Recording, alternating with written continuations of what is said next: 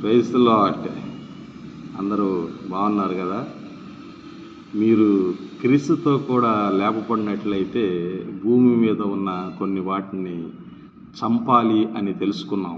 కొలస్సీయులకు రాసిన పత్రిక 3వ అధ్యాయము మరి 3వ వచనంలో వాటి గురించి ప్రస్తావించింది. అట్లాగే కొన్ని వాటిని మనం విసర్జించాలి. అది కూడా కొలస్సీయులకు రాసిన పత్రిక 3వ అధ్యాయము 8వ వచనంలో రాయబడింది. అవి ఏమిటంటే కోపము, ఆగ్రహము, దుష్టత్వము, దూషణ, మీ నోట బూతులు అను వీటినన్నిటినీ విసర్జించుడి. అలాగే ఒకనితో ఒకడు అబద్ధమాడకుడి, అబద్ధము చెప్పకుండా ఉండాలి.